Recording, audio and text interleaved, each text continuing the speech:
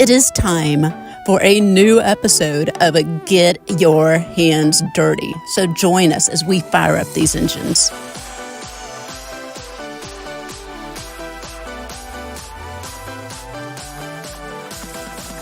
We are here again with another story about getting her hands dirty. We have got a driver, reviewer, and rebel-rouser with us. And we have got some great stories to tell. Everything from being an auto journalist to being in the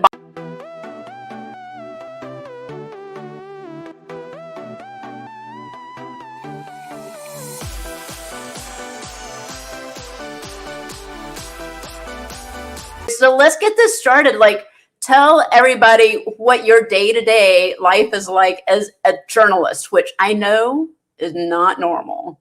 No, it is completely not normal. So working as an auto journalist is really cool, but I have to tell you, it's like when I look at some of my friends who are like, I'm an immigration lawyer and I'm the US ambassador, and I'm like, I write about cars for a living. Like it's really fun, but at the end of the day, I'm like, this isn't really a job.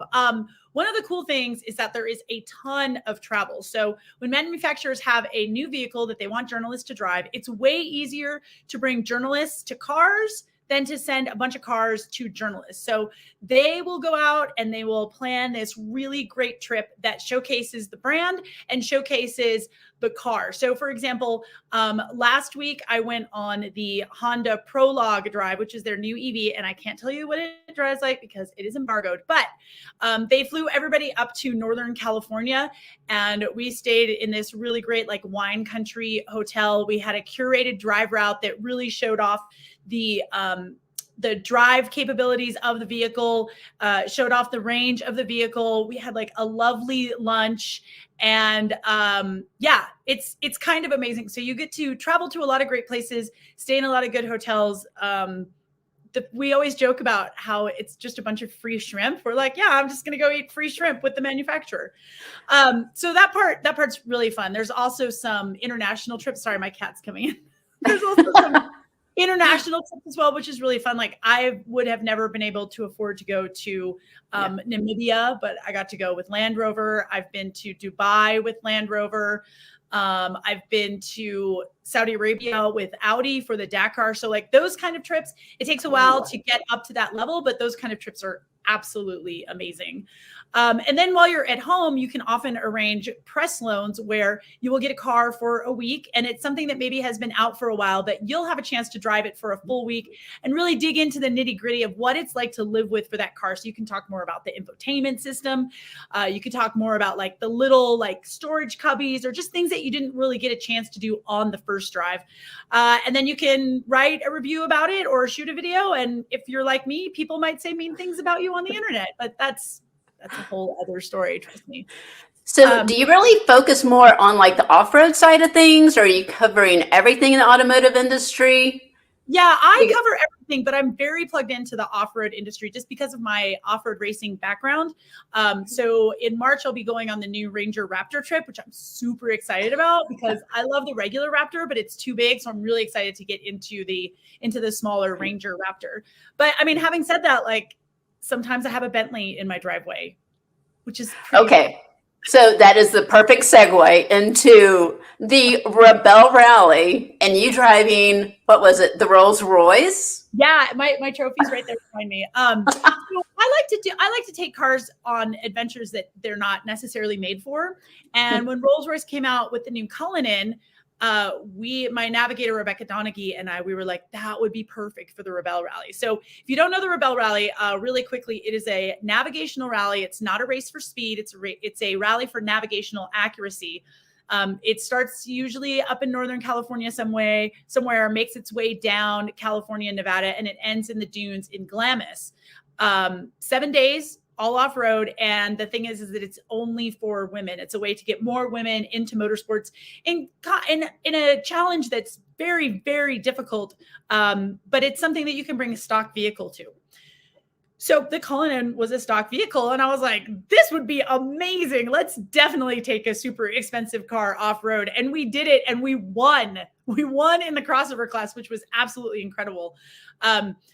Our biggest problem was it was tough to find a wheel and tire package because there's only so much space that you can have between the suspension knuckle and, and the hub and all of that. And it's got these giant brakes that you have to account for. So you can't use a small wheel and a big tire. So we ended up using their winter tire package, which don't ever do that. Don't ever use a snow tire on the dirt. They're really soft. You'll puncture the sidewalls left and right. We got 3 flats throughout the 7 days. And at the end, we were running with a plug on the sidewall, which is really dangerous, but we didn't really have a choice. But yeah, it was kind of amazing that that vehicle was able to complete the 7 days with no major problems, save for the tires. So Summer has never been more fun. Acadians will get to experience it all, from race cars to rockets, with our driving academy held at Atlanta Motorsports Park this year. 20 Acadians will learn how to drive like a pro. Want to learn how to fabricate rockets? Then join us in July at Fab Camp. We are looking for a girl just like you in grades 6 to 12 who love everything that it takes to move the world, from working on cars to engineering rockets. Register now and join us in the clubhouse and get ready to explore, discover, and create. And I know you have your own little off-road car. So talk about that, because I know you really get your hands dirty with this, because I love these little cars too.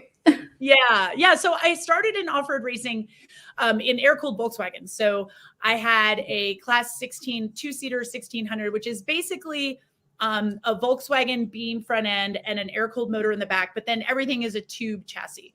And that's a really fun class because it's a driver's class. All the cars are limited into how much power and how much suspension they can have. So it's really all about drivers. I've done a little bit in class 11, which are stock Volkswagen Bugs with the whole body and everything. But I've always really loved Miatas, and I've always loved off-road. And I was like, there has to be a way to make an off-road Miata. So I found out that other people thought of this as well. And I started off using a 3-inch lift kit from a company called Paco Motorsports. And that was really great because it was a bolt-on thing. It was really easy to do. I bought their Rally Cross suspension kit, which just had Coney shocks and some Hyperco coilovers. And it was an easy way to get started with it. But I quickly realized that I wanted to do more. That setup is great for you're going to go on a dry lake bed, or you're going to go up some fire roads, or, you're going to keep it to rally roads that are pretty smooth. And I am a desert racer. So now... So you went down the rabbit hole. Way down the rabbit hole. And now Buddy, the off-road Miata, has Fox shocks on all 4 corners. It's been re-geared. So it's got 538 in the rear, which is a really low gear. I mean, most Jeeps are not, I think most Jeeps are geared to 420 for their rear end. And I'm at 538. You guys, it's ridiculously low. At 65 miles an hour, I'm at 4,500 RPMs or something. I mean, it's crazy. Supercharged it. So running 130 horsepower at the wheels, which is pretty good. And then full cage seats, 5-point harnesses, radios, the off-road lights, all of it is happening. And I still need more. But it's really fun. And the great thing about the Miata, I'm not a mechanic, nor am I a fabricator, but the Miata is really easy to work on, especially in those suspension bits. Everything it's easy to get to. I mean, I'm far from a mechanic, but I have the Haynes manual and I have YouTube and I have a bunch of friends that are really, really helpful. And the great thing about the Miata is that it's relatively simple. There's not a lot of computer parts on it. The suspension is really straightforward. Even the engine is really straightforward. I don't really like to dig into that because I am not going to lie. I'm a little bit of I'm going to mess it up, but I have a great engine guy who will work on it and I can learn and I can work on stuff with him. I don't want to mess it up here by myself, but I'll tear apart the suspension any day. I will smack it with my purse left and right to get that bolt out. I don't care about that kind of stuff. So yeah, working on a Miata on that platform is a lot of fun. And honestly, I think that these are going to be the next Baja bug. It's getting tough to get parts for older air-cooled Volkswagens. Really good engines, really good race engines anyway, are $15,000 you know, it's tough to find fenders for those bugs. It's an older platform, and Miatas, they're everywhere. They're easy to work on, and they're cheap, they're lightweight, and they're rear wheel drive. So like, why wouldn't you turn that into an off-road vehicle? Oh, right. That's right. Because there's like no clearance, and you're just going to scrape against everything as you go along the race course and just think we're going to die today. Okay, when you describe this, I'm thinking of that Mel Gibson movie, and like just kind of expecting to see like this. Yeah. Yeah, 100%. So this weekend there was a big race out by me called King of the Hammers, and it's like a week long of just all kinds of crazy racing, and it's really fun. And they do a desert course.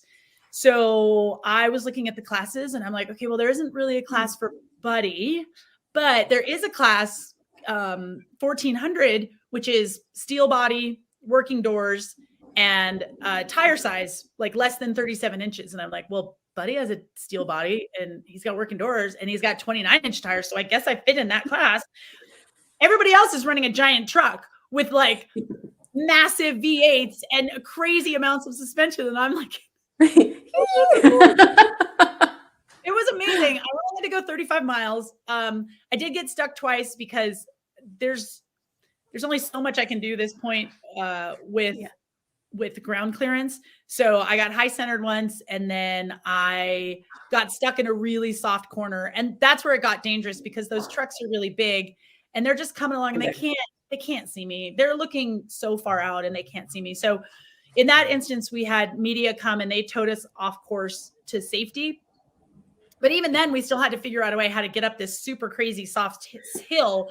So it was a lot of like looking at the line and like seeing how far off the course we could go to get to a place where we could get some traction, just because I don't have a lot of power. And when it gets soft, when you're in two-wheel drive and rear-wheel drive, it can be a thing. I've got the lightweight on my side, but yeah. So you know a lot about off-roading, and I know you've gotten to hang out with the very famous and infamous Tanner Faust, who can do just about anything in a car. So I know it's awesome just watching all of the shenanigans that he gets into wherever he is, whatever he's driving or flying. But Baja 1000, like, tell us that story. Yeah. So Volkswagen it was when their ID4 electric car had just come out. And that's their little midsize SUV. And they wanted to take it to Baja. Now, they didn't take it to the Baja 1000, which is the event that's put on by Score. And that's the one that is a sprint point. Usually it's a loop. Sometimes it's point to point. But we were actually in the Mexican 1000, which is put on by North. That's a multi-day rally, which is really fun because you stop it. You do like, I don't know, maybe 200, 250 miles a day. You stop at night, you can work on your car, you can have a beer, you can get a good night's sleep, all that kind of stuff. So it's really, really fun. And Volkswagen wanted to bring an electric vehicle out there, and Tanner was on the team as the primary driver, and I was there as a journalist covering it. And they let me take 2 stages, which was really fun. The first stage, I don't remember what happened on the first stage, but I definitely remember what happened on the second stage, because we got into some soft sand. And again, this was rear wheel drive only. They didn't have access to an all wheel drive version at the time.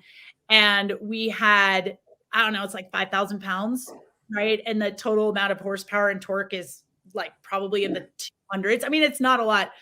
And there was a soft section of sand, which people had been trying to message us to say, just take the penalty. Don't do that section. You're going to get stuck. Well, we never got that message. So I'm driving it. Yeah. This is crazy. And so Tanner and I get out, and he's digging with his flip-flops, and I've got my driver gloves on, and I'm digging. There's like a snake. I dug up a snake. We're like throwing like animals all over the place. And we just couldn't, we were not gonna be able to self-recover. And we didn't have any max tracks. We didn't have any of our own recovery gear. Yeah. And so we had to wait quite a long time, but eventually our chase got to us, and we got out, and we were able to get to the end of the stage. But I was just like, I can't believe I'm getting stuck with Tanner Faust, like someone that I kind of want to impress a little bit, like, you know, but yeah, it didn't happen. But hey, look at this great story that it gave you. Otherwise, we've just been like, oh, just tooling around. Stage 2 is great. Yeah. But he was so great, and he was so generous with his knowledge. And he told me right up front, he's like, I'm a terrible passenger, just FYI. He's like, and I'm going to tell you my dad. And I'm like, Tanner, here's the thing. Like, I like to race, but I'm not a professional driver. You know, you have so much more seat time just every single day of your life. If I'm doing something where I could be doing it better, like, please tell me. Also, your knowledge right now for me is free. So definitely tell me, you know? Yeah. Yeah. He was great. Terrible navigator though. Terrible. Couldn't read the road. He was just like, just follow the GPS. I don't know. But the thing with the ID4 is that it's an electric vehicle, right? And getting the range out of an electric vehicle for an off-road race is really difficult. You definitely lose a lot of efficiency when you're in the sand. We had some knobby Yokohama Geolanders on the car, and you know, when you air down, you have more rolling resistance. So, and charging infrastructure in Mexico is really, really bad. So what Volkswagen did is we would run the special stage, which was a stage in the dirt, and we were always able to get through one of those special stages. Then they would do a transit stage, and everybody was doing a transit stage. Usually they would give you, the organizers would give you like half an hour, 45 minutes maybe to work on your car. And then you would have to transit and be at the next start of the special stage at a certain time. So Volkswagen built a trailer with I'm pretty sure it was a level 3 diesel generator on it. So we drove the car into the trailer, plugged it in, and then we charged while we were on the transit stage, and then charged during the entire time that we had up until the time that we had to be at the start of the next special stage. So there were some moments where we're like, oh God, it's going to be really close. It's going to be really close. But because there's a few Tesla superchargers, but there isn't really charging infrastructure in Mexico. They had to do it on a diesel generator, but I thought it was a very ingenious solution to just put it on the trailer and charge it. So that was pretty awesome. Introducing the launch of a captivating book series, Addie's Amazing Adventures. This groundbreaking series is for young girls that are budding inventors, engineers, and designers. Both of these series follow the inspiring journey of Addie, a young girl with a passion for inventing cars, planes, and boats that move the world. There is something for everyone, namely charms for young adults and Get Your Hands Dirty for children.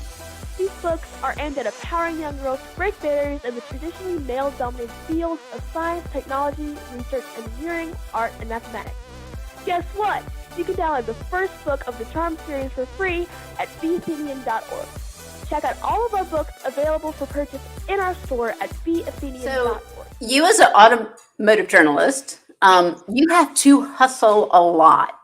I know, a lot, yes. For everyone who thinks, hey, this is a cushy, like, desk job, and then you just go out and do glamorous jet-setting things, like, really talk about what the hustle is all about, because... Yeah, I mean, I worked for CNET for a really long time, and I felt very secure there. You know, I got a 401k, and I got health insurance, and they sent me on all these trips, and that was lovely. But I was also kind of constrained by the stories that they wanted. I always wanted to do some adventure stories. They never really wanted it. They wouldn't let me sell elsewhere, blah, blah, blah.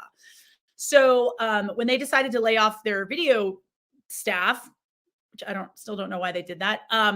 This was almost 2 years ago. I was like, oh, well, I guess I got to go freelance now. So I was really kind of forced into that position.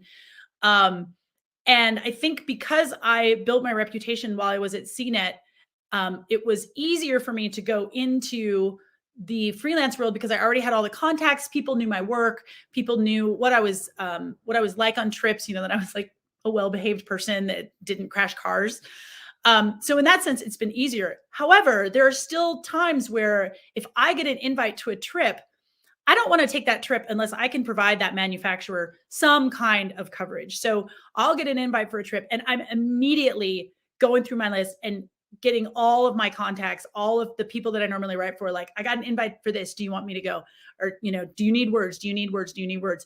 And sometimes you have to balance, like, is taking the time, taking the 2 or 3 days away from home worth the amount that you're actually going to earn for that story? You know, I just went on a trip this past week, and I was thinking about, I was like, you know, it was a really fun trip. Like, I'm glad I got to drive the new, what would I drive? The new G70 with the new 2.5 liter engine. I'm glad I got to do it. But at the end of the day, like, I'm making like $450 out of it. which is not a lot of money. So the best way to do it is to try to double up and get multiple outlets for your stories. However, when you do that, you can't submit the same story to multiple outlets. So you have to have a different take for every single one.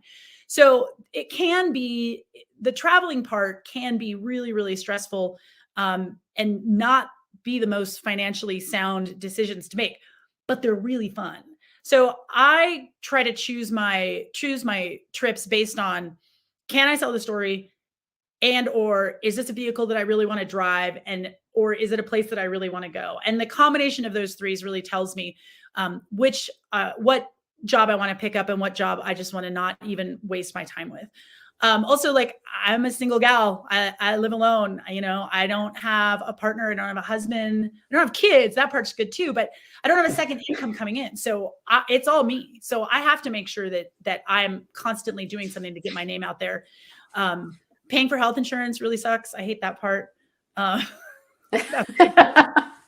this is the hustle of being, a very strong, independent, working woman who loves getting her hands dirty. That's the best part of it.